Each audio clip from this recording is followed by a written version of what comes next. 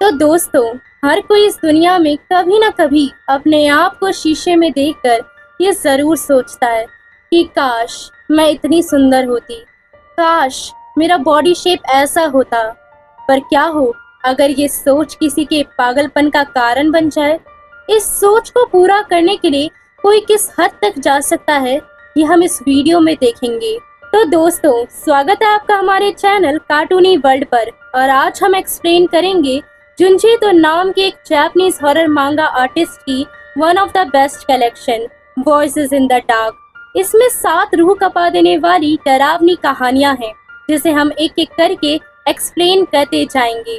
तो हमारी पहली कहानी का नाम है द डार्क ड्रिंक्स ब्लड। हमारी कहानी शुरू होती है एक लड़की को दिखाते हुए जिसका नाम था नामी। वह अपने आप को शीशे में देख रही थी और अपनी अपीयरेंस को लेकर बहुत परेशान थी क्योंकि उसके बॉयफ्रेंड को स्किनी और गर्लिश लड़कियां पसंद थी और उसके बॉयफ्रेंड के हिसाब से ये दोनों ही गुण उसमें नहीं थे। इसलिए उसका बॉयफ्रेंड उसे छोड़कर एक दूसरी लड़की के साथ चला जाता है। बेचारी पीछे खड़ी देखती रह जाती है और फिर हमें पता चलता है कि लड़की नामी एनोरेक्सिक है। इसका मतलब नामी को एक बीमारी है जिसमें वेट गेन करने से डर लगता है और इसमें लोग भोजन करना बंद कर देते हैं या अगर करते भी हैं तो शरीर में ना लगे, इसलिए मुंह में उंगली डालकर उल्टी करते हैं ताकि खाना बाहर निकल जाए। कम शब्दों में कहें तो पतले रहने का पागलपन है। अब नामी बताती है कि उसे बीमारी लगी कैसे। तो हमें पता चलता है कि ये सब तब से शुरू हुआ जब से इसके बॉयफ्रेंड ने इसे चीट किया और इसे कोई नया लड़का भी नहीं मिला। तो इसको ये लगने लगता है कि मोटे होने की वजह से इसे कोई पसंद नहीं करता और इसके बीएफ ने भी इसलिए इसे छोड़ दिया। डिप्रेशन और स्ट्रेस की वजह से इसकी मेंटल कंडीशन खराब हो जाती है और ये ठान लेती है कि अपने एक्स को स्किनी बनकर दिखाएगी। वो बड़ी बड़ी सुपर मॉडल से भी ज्यादा पतली हो जाएगी सिर्फ अपने एक्स के फेस पर गिल्ट देखने के लिए कि उसने उसे क्यों छोड़ा। अब नामी बहुत मेहनत करती है और उसका रिजल्ट दिखने लग जाता है। उसका वजन लगातार कम कम और बहुत कम होता जा रहा था। उसकी मम्मी उसके लिए बहुत परेशान रहती थी और एक दिन वो खाने की टेबल से उठकर चली जाती है बिना कुछ खाए। तो उसकी मम्मी उससे पूछती है कि नामी, तुम्हें क्या हुआ है? तुमने खाने को हाथ भी नहीं लगाया, क्या तुम खाना नहीं खाओगी? तो वो अपनी मम्मी पर चिल्ला पड़ती है कि नहीं, मैं नहीं खाऊंगी। मैंने जो टारगेट बनाया था वेट लूज करने का, उस हिसाब से मैं अभी भी बहुत मोटी हूँ। उसकी मम्मी उसे बिठाती है और समझाती है कि मेरी प्यारी बेटी नामी, प्लीज थोड़ा सा खाना खा लो। तुम्हारी अपनी माँ तुमसे भीख मांग रही है। इस तरह तो तुम्हारा शरीर खत्म हो जाएगा और तुम मर जाओगी। अब अपनी माँ की तसल्ली के लिए वो खाना तो खाती थी पर अपने रूम में आकर डेली वॉमिट कर देती थी। खाना खाने के बाद उल्टी करके उसे निकाल देना अब उसकी जिंदगी का एक हिस्सा बन गया था। कभी कभी तो इसका पागलपन इस हद तक बढ़ जाता था कि तब तक उल्टी करती रहती थी जब तक इसकी आंतों में से खून ना निकल जाए और फिर इसे खून की उल्टियाँ होना शुरू हो जाती है। बेचारी की हालत इतनी ज्यादा खराब थी कि अब उसके चेहरे की हड्डियां दिखने लगी थी और वो मरने जैसी कंडीशन में आ गई थी। एक रात को लगभग हमेशा वाले टाइम पर खून की उल्टी करने के बाद उसे अजीब अजीब से सपने आना शुरू हो गए थे। सपनों में वो एक सड़क पर चल रही थी और अचानक से बारिश होने लगती है। वो आसमान में देखती है कि बारिश हो रही है तो जल्दी से वहाँ से भागने लगती है, पर अचानक उसका ध्यान जाता है कि ये पानी नहीं, खून की बारिश है। ये देखकर तो वो हैरान हो जाती है और डर के मारे उसे कुछ समझ नहीं आता कि ये क्या हो रहा है। वो जल्दी से भागना शुरू करती है और इस चक्कर में फिसल कर बड़े जोर से गिरती है। दर्द और डर से चिल्लाने लगती है कि नहीं नहीं, कोई तो मुझे बचाओ। अचानक उस जोरदार खून की बारिश में उसे एक काली परछाई दिखती है जो अपना हाथ उसकी तरफ बढ़ाता है। डर के मारे चिल्लाते हुए उसकी आंख खुल जाती है। उस काली परछाई के हाथ बहुत क्रीपी थे और उस पर छेद ही छेद थे। अब इस बात को ध्यान में रखना क्योंकि ये बात आगे की स्टोरी से कनेक्टेड है। जब उसकी आंख खुलती है तो वो देखती है कि वो तो अपने बेड पर है। उसे लगता है कि वो एक बुरा सपना देख रही थी। वो सोच रही होती है कि एक खून की बारिश और वो डरावना हाथ, मैंने कितना क्लियरली देखा ये सब। ये सपना कैसे हो सकता है? और एकदम से वो नोटिस करती है कि उसे अभी भी ब्लड का टेस्ट आ रहा है। तो क्या वो अभी भी सपना देख रही है? उसे कुछ समझ नहीं आता कि उठने के बाद भी उसे ब्लड का टेस्ट कैसे आ रहा था। मुंह के अंदर हाथ डालने पर उसके हाथों पर पूरा खून लग जाता है। ये देखकर तो उसकी आंखें फटी की फटी रह जाती है। दौड़कर शीशे के सामने जाती है और देखती है कि उसके पूरे मुंह पर खून लगा हुआ है। उसे समझ नहीं आ रहा था कि उसका खून कैसे बह रहा है, पर फिर भी इग्नोर करती है और उसे लगता है कि शायद मैंने ही सोते समय खून की उल्टी की होगी। वो अपने गद्दे और तकिए को देखती है जिस पर काफी खून की बूंदें गिरी हुई थी। इसलिए वो अंदाजा लगाती है कि बेड और तकिए पर खून होने की वजह से उसे ऐसा सपना आया होगा। अगली सुबह वो स्कूल के लिए जा रही थी और तभी पीछे से कोई उसे आवाज लगाता है। वो पीछे मुड़कर देखती है तो वहाँ एक हैंडसम सा लड़का था जो उसे बताता है कि उसका नाम काजुया तानी है और वो क्लास डी का स्टूडेंट है। इससे पहले नामी कुछ बोलती वो उससे कहता है कि तुम शांत रहो, मैं जानता हूँ कि तुम कौन हो, पर मुझे नहीं लगता कि तुम मुझे जानती हो। तो वो उसे बताता है कि हम दोनों अलग अलग क्लासेस में पढ़ते हैं और ऐसा नहीं है कि मैं तुम्हारा पीछा कर रहा हूँ, बस मैं बाकी सबकी तरह परेशान हूँ क्योंकि तुम्हारा वजन दिन पर दिन घटता जा रहा है। क्या तुम ठीक से खाना खा रही हो? तो नामी कुछ सोचती है और उसे जवाब देती है कि तुम मेरी चिंता मत करो प्लीज। काजुया उसे कंफर्ट करने की कोशिश करता है कि नामी तुम मुझे बता सकती हो अगर तुम्हें कोई भी चिंता या परेशानी हो तो हम इस बारे में बात कर सकते हैं। अब नामी परेशान हो जाती है और गुस्से में उसे जवाब देती है कि नहीं, कोई बात नहीं है। अगर मुझे कोई परेशानी या दुख होगा भी तो क्या मुझे सबसे पहले तुम्हें बताना पड़ेगा? काजुया उससे माफी मांगता है कि नहीं, ऐसा नहीं है, मेरा ऐसा कोई मतलब नहीं था, मैं तो बस तुम्हारा दोस्त बनना चाहता था।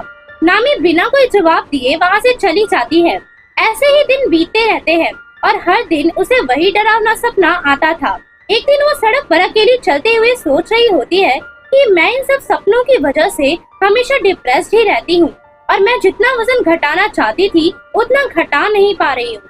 ये सोचते हुए वो चल रही होती है, तभी सामने एक खम्बे के पास उसे एक लड़का घुटनों पर सर रखे हुए बैठा हुआ दिखता है, जिसकी वजह से उसे पता नहीं चलता कि वो कौन है। खैर वो उसके सामने से गुजरते हुए आगे बढ़ने लगती है। तभी वो अपना सिर उठाता है और वो लड़का और कोई नहीं काजुया था। उसका चेहरा बहुत ही भयानक लग रहा था। वो नामी को देखता है और आवाज देता है। नामी के होश उड़ जाते हैं कि क्या ये सच में तुम हो काजुया? तुम्हें क्या हुआ है? तुम्हारा चेहरा तो किसी भूत की तरह दिख रहा है। वो उससे कहता है कि ओह ऐसा है क्या? काजुया ठीक से खड़ा नहीं हो पा रहा था। वो पोल के सहारे खड़ा होता है और उससे कहता है कि अगर मैं तुम्हें सच बताऊं तो मैं भी इस टाइम डाइट पर हूँ क्योंकि तुम भी डाइट कर रही हो। नामी हैरान होती है कि काजुया ये सब क्या बकवास किए जा रहा है।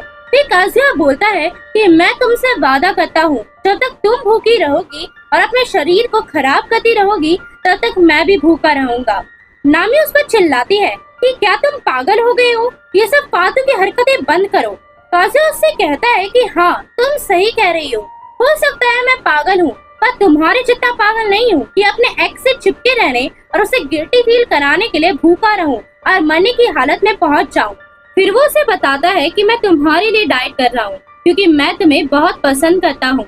नामी ये सुनकर कुछ बोल नहीं पाती और वहाँ से आगे बढ़ते हुए सोचती है कि कुछ कारणों की वजह से मुझे उससे अट्रैक्शन फील होता है, शायद इसलिए क्योंकि मैं बहुत अकेली हूँ। चलते चलते वो एक पार्क के सामने पहुँच जाती है जहाँ दोनों साथ में एक बेंच पर बैठते हैं और आज पहली बार नामी अपनी परेशानी काजुया को बताती है। वो काजुया से कहती है कि मुझे सच में लगता है कि मैं एनोरेक्सिक हो गई हूँ। अगर मैं खाना खाना भी चाहती हूँ तो भी अब मुझे उल्टी हो जाती है, खाना पेट तक जाने से पहले ही निकल जाता है। काजुया कहता है कि ये तो बहुत गलत बात है, वैसे भी अगर तुम खाना नहीं खाओगी तो मुझे भी ऐसे ही रहना पड़ेगा। नामी उसे समझाती है कि मेरी सिचुएशन में मुझे जैसा ठीक लग रहा है मैं वही कर रही हूँ, तुम्हें अब खाना खा लेना चाहिए, अब बहुत हो गई है फालतू की हरकतें। काजुया उसे मना कर देता है कि मैं ऐसा नहीं कर पाऊंगा। फिर वो उसे अपने साथ चलने को कहता है क्योंकि वो उसे कुछ दिखाना चाहता था। नामी उसके साथ चली जाती है और फिर वो दोनों एक अजीब सी जगह पर पहुंच जाते हैं। नामी उससे पूछती है कि तुम मुझे क्या दिखाना चाहते हो। काजुया उसे कहता है कि जो चीज मैं तुम्हें दिखाना चाहता हूँ वो इस झोपड़ी के अंदर है। वो झोपड़ी का दरवाजा खोलता है। नामी कुछ हिचकिचा रही थी तो काजुया कहता है कि अंदर आ जाओ, शर्माओ मत। नामी अंदर आ जाती है और वहाँ का नजारा देखकर उसके होश उड़ जाते हैं। वो देखती है कि उस झोपड़ी के छत पर हजारों चमगादड़ लटक रहे थे।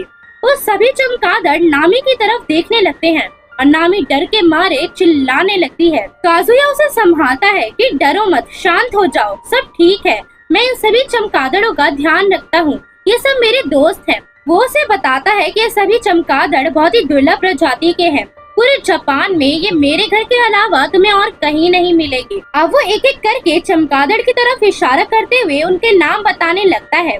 सब काजुया अपना हाथ दिखाते हुए चमगादड़ की तरफ इशारा कर रहा था, तभी नामी कुछ नोटिस करती है। वो देखती है कि उसके हाथ तो बिल्कुल वैसे ही है जैसे उसने अपने सपने में देखा था, वही क्रीपी छेद वाले हाथ। अब उसको ये सब बहुत अजीब लग रहा था। तभी काजुया उनमें से एक चमगादड़ को आवाज लगाकर अपने पास बुलाता है, पैरो पैरो, और उनमें से एक चमगादड़ उसके हाथ पर आकर बैठता है। काजुया उसे देख रहा था और इतने में वो पैरो काजुया के हाथ पर अपने भयानक नुकीले दांतों से काट लेता है, और यही वो रीजन था कि उसके हाथ पर छेद ही छेद हो गए थे। काजुया नामी को चमगादड़ दिखाते हुए पूछने लगता है कि ये बहुत प्यारा है ना। नामी तो ये सब देखकर हैरान थी। वो चमगादड़ पेट भर के काजुया के हाथों से खून पीता है और काजुया नामी से बोलता है कि चिंता मत करो, इससे बिल्कुल भी दर्द नहीं होता। फिर काजुया पैरों से पूछता है कि उसे खून का टेस्ट कैसा लगा। नामी काजुया से पूछती है कि क्या जो तुम कर रहे हो वो ठीक है। काजुया उसे कहता है कि हाँ बिल्कुल, इन वैम्पायर बैट्स को मैंने हमेशा से ही अपना खून पिला पिला कर पाला है, और कुछ टाइम पहले से तो ये मेरी कुछ ज्यादा ही मदद कर रहे हैं। मैंने अभी कुछ टाइम पहले से जितना भी वजन घटाया है वो सब इन्हीं की वजह से घटाया है। मुझे माफ कर दो, मैंने तुमसे झूठ बोला कि मैं डाइट पर हूँ। पैरो ने काजुया का खून पेट भर के पी लिया था और वो एकदम से कूद कर जमीन पर गिरता है और नामी पर छलांग लगा देता है। नामी बहुत डर जाती है और बहुत जोर जोर से चिल्लाने लगती है। तो काजुया उसे बोलता है कि डरो मत, पैरो तो बस तुम्हारे साथ मेरा खून शेयर करना चाहता है जो उसने अभी अभी पिया है। वो महसूस कर सकता है कि तुम्हारा पेट खाली है और तुम्हें कितनी ज्यादा भूख लगी है। उस चमगादड़ से नामी को बचाने की बजाय वो नामी को उसके बारे में बताने लगता है। ये छोटे चमगादड़ साउथ अमेरिका में पाए जाते हैं और ये हमेशा एक दूसरे की मदद करते हैं, अपना खाना उनके साथ शेयर करके। ये सब महसूस कर सकते हैं कि तुम मेरी दोस्त हो और मेरी दोस्त होने की वजह से तुम इनकी भी दोस्त हो। वो चमगादड़ नामी को काटने जाता है और अपने मुंह से बहुत सारा खून फूंकता है उसके मुंह में डालने के लिए, पर नामी जल्दी से उसे धक्का मारकर गिरा देती है। काजुया जोर से चिल्लाता है कि पैरो तुम ठीक तो हो ना, और नामी पर गुस्सा करता है कि तुम क्या कर रही हो, पैरो तो बस तुम्हारे साथ अपना खाना शेयर कर रहा था। काजुया नामी को कहता है कि तुम बहुत कुपोषित हो गई हो, तुम्हें मदद की जरूरत है, और ऐसा नहीं है कि सिर्फ पैरो तुम्हारी मदद कर रहा है। ये सब रोज रात को तुम्हारे रूम में चाहते हैं और जब तुम सो रही होती हो तुम्हें मेरा खून पिलाते हैं। मैं तुम्हें बचाना चाहता हूँ नामी, मैं चाहता हूँ कि ये सब तुम्हारी जान बचा ले, इसलिए रोज अपना खून तुम्हें पिलाता हूँ। यही सब रोज तुम्हारे पास आते हैं और आज तक तुम्हें जिंदा रखे हुए हैं। नामी को ये सब सुनकर विश्वास नहीं हो रहा था। वो उससे कहती है कि तुम ये क्या कह रहे हो, ये सच नहीं हो सकता, तुम मजाक कर रहे हो ना। काजुया जवाब देता है कि मैं कोई मजाक नहीं कर रहा हूँ, तुम्हें मेरा ही खून पिला पिला कर अभी तक जिंदा रखा जा रहा है। वो ये सब सुनने के बाद चमगादड़ों की तरफ देखती है और उसे उल्टी आने लगती है। फिर वो जल्दी से उठकर वहाँ से भागती है। काजुया और वो सभी चमगादड़ उसके पीछे भागते हैं। काजुया नामी को रुकने को बोलता है पर नामी उसे खुद से दूर रहने को कहती है। नामी भागते भागते ट्रेन क्रॉसिंग को पार कर लेती है, पर काजुया जो उसके बिल्कुल पीछे था ट्रेन की पटरी पर होता है और वो ट्रेन उसे कुचलते हुए आगे बढ़ जाती है। नामी पीछे मुड़कर देखती है कि काजुया की तो ट्रेन ने टुकड़े टुकड़े कर दिए थे। वहाँ पटरी के पास उसका कटा हुआ हाथ पड़ा हुआ था। नामी देखती है कि वो सभी चमगादड़ झुंड लगाकर उसके हाथ से, पैर से और कटे हुए बाकी के बॉडी पार्ट से खून पीने लगते हैं। नामी ये सब देखकर पागल हो रही थी और उसे अपनी आंखों पर भरोसा नहीं हो रहा था। वो फटी आंखों से ये सब देख रही थी कि कैसे उन चमगादड़ों ने आसमान में ट्रैक्स बना दिए थे। चारों ओर फैले हुए वो चमगादड़ काजुया की बॉडी के कटे हुए पार्ट्स को अपने साथ ले जा रहे थे और हालांकि बहुत ही अंधेरा छाया हुआ था, पर वो उन चमगादड़ों की अनगिनत खून से सनी हुई लाल ट्रेल्स को आसमान में बहुत क्लियरली देख पा रही थी। पहले तो उसे ये देखकर लगता है कि वो बस काजुया के कटे हुए बॉडी पार्ट्स को अपना खाना समझकर जमा कर रहे हैं, लेकिन ऐसा कुछ भी नहीं था। वो तो एक बॉडी पार्ट से खून पी रहे थे और दूसरे बॉडी पार्ट में डाल रहे थे। वो ब्लड लेवल को सभी बॉडी पार्ट्स में मेंटेन करने की कोशिश कर रहे थे क्योंकि वो अपने मालिक काजुया को बचाना चाहते थे। और ऐसा ही होता है, काजुया के हाथ हिल रहे थे और चमगादड़ जोर जोर से आवाज करने लगते हैं। नामी को थोड़ी दूर से काजुया की आवाज आने लगती है जो कि उससे मदद मांग रहा था। मुझे बचा लो, मुझे और खून की जरूरत है। नामी के कानों में उसकी आवाज गूंजने लगती है, नामी मुझे बचा लो नामी। ये सब सुनकर नामी बेहोश हो जाती है। फिर उसकी आँख खुलती है हॉस्पिटल में, जहाँ उसके मम्मी पापा और डॉक्टर खड़े थे। उसे होश आता है और उसकी मम्मी उससे पूछती है कि वो ठीक तो है ना। नामी की हालत तो काफी खराब थी और उसके चेहरे पर वही छोटे छोटे छेद वाले निशान थे जो काजुया के हाथ पर भी थे। नामी की मम्मी उससे पूछती है कि तुम्हारी पूरी बॉडी पर कैसे निशान है, ऐसा लग रहा है जैसे तुम्हें किसी ने काट लिया है। नामी हैरान होते हुए उठती है, क्या क्या हुआ मेरे चेहरे को? शीशे में देखती है तो उसे पता चलता है कि ये काम किसी और का नहीं बल्कि उन्हीं वैम्पायर चमगादड़ों का है जो कि काजुया को बचाने के लिए उसका खून पी रहे थे। उसके मम्मी पापा को ये सुनकर उस पर विश्वास नहीं होता। उसे शांत कराते हैं और कहते हैं कि जापान में तो वैम्पायर बैट्स कभी हो ही नहीं सकते। उसकी मम्मी को ऐसा लगता है कि उनकी बेटी नामी को डरावने सपनों की वजह से ऐसा लग रहा है। नामी चिल्लाती रह जाती है कि आप लोग मेरी बातों का विश्वास क्यों नहीं कर रहे हो, मैं सच बोल रही हूँ। पर उसके पेरेंट्स तो क्या, कोई भी उसकी ऐसी बातों पर भरोसा नहीं कर सकता था। अब नामी अकेले अपने कमरे में बैठी हुई यही सब सोच रही होती है कि अगर चमगादड़ों ने उसकी बॉडी को कलेक्ट कर लिया है तो क्या ऐसा हो सकता है कि काजुया अभी भी जिंदा हो। बार बार उसके मन में काजुया की मदद मांगने वाली बात याद आ रही थी। तभी कुछ अजीब सी आवाज होती है और नामी देखती है कि वो सभी चमगादड़ उसकी खिड़की पर आ गए हैं। वो जोर जोर से चिल्लाने लगती है, मुझसे दूर रहो, मेरे पास मत आओ। तभी उसका ध्यान अपने मिरर के साथ वाली अलमारी के पीछे जाता है और वो देखती है कि वो सभी चमगादड़ झुंड में उस अलमारी के पीछे से निकलने लगते हैं और उस पर हमला कर देते हैं। नामी जल्दी से अपने कमरे से बाहर भागती है और सड़क पर आ जाती है। फिर उसे काजुया की आवाज आने लगती है और वो उस आवाज का पीछा करने लगती है और फिर उसे पता चल जाता है कि काजुया का सिर कहीं आसपास ही है। दौड़ते दौड़ते वो उसी रेलवे ट्रैक के पास पहुंच जाती है जहां काजुया के साथ वो हादसा हुआ था। नामी को काजुया की आवाज आने लगती है, जहाँ सारे चमगादड़ भी जमा थे। वो झाड़ियाँ हटाती है और देखती है काजुया का कटा हुआ सिर, जहाँ चमगादड़ उसका खून पी रहे थे। काजुया अपनी आंखें अचानक से खोलता है और वो हद से ज्यादा भयानक लग रहा था। नामी उसे कहती है, काजुया क्या तुम अभी तक जिंदा हो? नामी को उसके लिए बहुत बुरा लगता है कि वो उसे इस हालत में छोड़कर कैसे चली गई। वो अपना हाथ उस सिर को पकड़ने के लिए आगे बढ़ाती है, तभी अचानक उसका चेहरा एक भयानक चमगादड़ में बदल जाता है। नामी डर कर चिल्लाने लगती है और देखते ही देखते काजुया पूरा का पूरा वैम्पायर चमगादड़ में बदल जाता है। उसका साइज बहुत ही बड़ा था और वो नामी के सामने से आसमान में चला जाता है और अंधेरे में कहीं खो जाता है। फिर वो सभी चमगादड़ उसके पीछे पीछे चले जाते हैं और थोड़ी देर में वहाँ बहुत भयानक बारिश होने लगती है। पूरे शहर में ये बारिश हो रही थी। बस अंतर इतना था कि ये बारिश पानी की नहीं बल्कि खून की थी। नामी इस बारिश में भीगती रह जाती है और यहाँ ये कहानी खत्म होती है। आज के लिए इतना ही। अब फिर हम आपसे मिलते हैं एक और डरावनी कहानी के साथ। तब तक के लिए धन्यवाद।